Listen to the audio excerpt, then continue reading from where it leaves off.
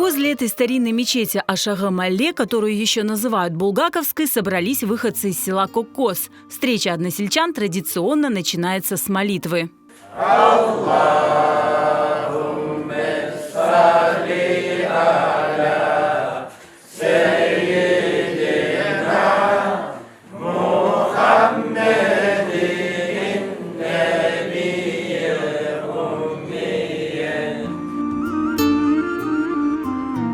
После молитвы коккосцы общаются и делятся воспоминаниями о родном селе.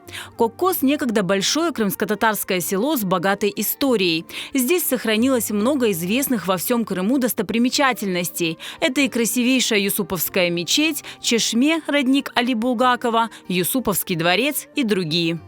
5 camiyle Kokkoze'de, Kutler Mahallesi'nde, Orta Mahalle, Karşı Mahalle, Yukarı Mahalle hepsinde camilerimiz var idi. Hem kısmet olsa hepsini açarıq, appak eterik.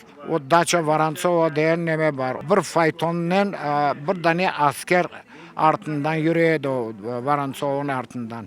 Cemaatle konuşup, konfet atıp, kapik verip, ulaytıp, konuşup gittiler her bir vakit.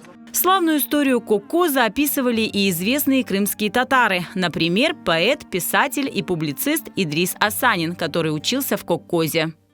Böylece köyde dinge, ilimge urmet, helal emekte ve helal baylıkta niyeti arttı. Günde 5 vakit namaz, dini bayramlar, insanların birbirini yakınlaştırdı.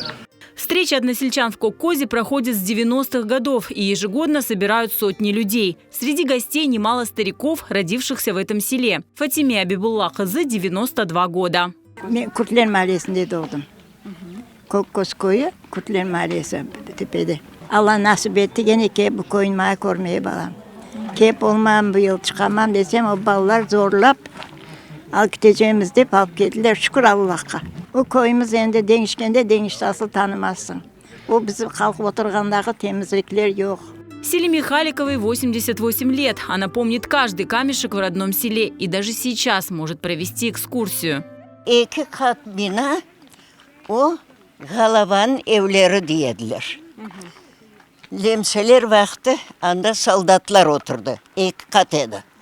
Bana yeri boşagan, nasıl sığgan o 2 kat bina bilmeyeyim. Bir de taştan yasalgan подпорочный stena.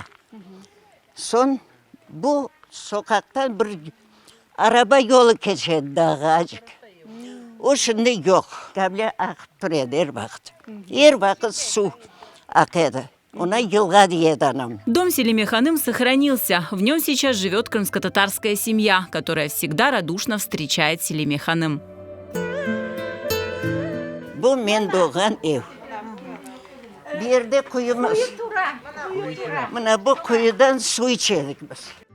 Так повезло не всем. Некоторые коккосцы не имеют возможности попасть в родные дома.